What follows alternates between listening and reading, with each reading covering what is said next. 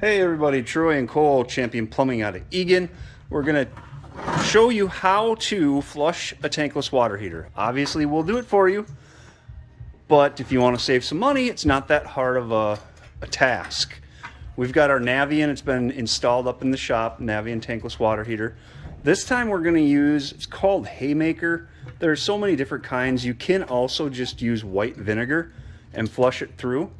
So what Cole is doing is getting set up on the valves.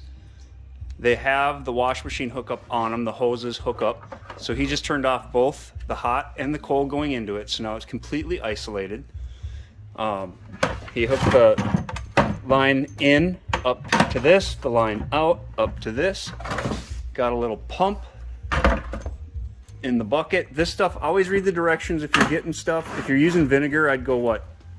2 gallons of vinegar probably? Yeah. It's not as, it's more diluted than the actual descaling. So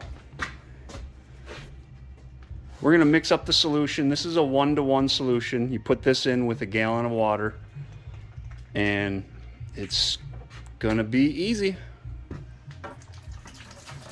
How often should they flush their tankless, Cole? I recommend once a year. Okay. Regardless of the status of, oh, I have great water or mine's marginal water. Just do it once a year. It's the maintenance part. This is your heat exchanger that heats up and heats your water. When we flush it, it's gonna cruise through all of those fins and back down and just clean all that out so that burner stays good. And maintenance for warranty purposes. If this never gets maintenance, 10 years down the road, it needs a new heat exchanger, they could potentially say we're not going to warranty it because you didn't do the maintenance call on it. Yeah, that's a great call. We warranty if we put a new softener in like that Brassmaster we did with this one, we will absorb the 15-year labor warranty with the manufacturer warranty. So they have a 15-year manufacturer warranty on the heat exchanger. If we install a water softener with the install of a tankless, we will warranty that tankless parts and labor for 15 years. So you have nothing to worry about, bumper to bumper. So he's got the solution mixed up, 1 gallon of water, one jug of that. He's got both his hoses. We're gonna make sure we unplug the machine or turn it off and open up those valves. Did you get it turned off already? Yep. The power? Power's not plugged in. To the tankless, so we don't heat up our solution. Nope. There we go. So just pull the cord out quick. He's got both things on.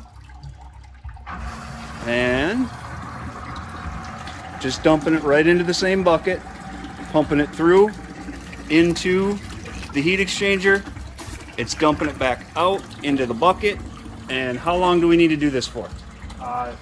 30 to 45 minutes. I mean, if you really see a lot of crud coming out and discoloring, I'd probably go a little longer, but if you're gonna do your maintenance once a year, that's how long you really need to do it. All right, well, I'm gonna chime off now and then we'll get back on when we turn the pump off, because it's literally you just let it run. Let it run for 30 to 45 minutes and we'll show you how to shut it back down and fire it back up. All right, so we're back on. Been flushing her out. Now he's gonna turn the pump off by unplugging it. You can see the solution. There's some crud in there. Not too bad though. We don't use this for showering or anything. It's just for training. So what's the next step? Well, I usually like to take the hoses off, turn the cold and hot on, and run the faucet without the tankless on for about 5 minutes, just so if there's any residual in here, we can kick it out of here. Oh, so you're kind of flushing out the solution. Yeah, you could too. Leave this one on, open the cold up, and then let it shoot out of the hot side for a little bit if you wanted to. Same difference if you just leave your faucet run. You know, don't go around and open up all your faucets. Just go to your main one. We always like to use a laundry tub faucet if you ever have one, because it doesn't have flow restrictors and stuff like that. Less of a problem. So you can see he's closed the valve there. Got that valve closed. Both hoses are being disconnected.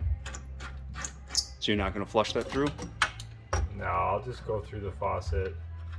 You know, if you don't have a drain or something by you, you just gotta let it run a little longer. Notice he still hasn't plugged the machine in. You wanna give it a good flush before we turn it back on. So I'm gonna pop this filter out quick too.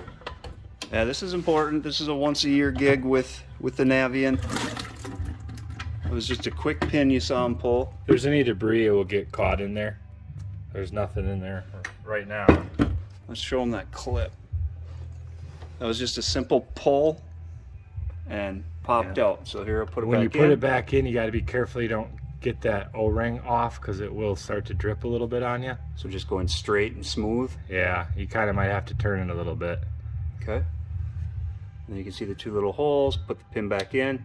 That's the filter, so you want to make sure you clean that every time you're doing the flush of the tankless water heater. And then we got one more, that's our incoming filter right here. This is any cold water coming into the unit. This is the screen filter for anything coming in. So explain what the other one was. I thought this was the other one.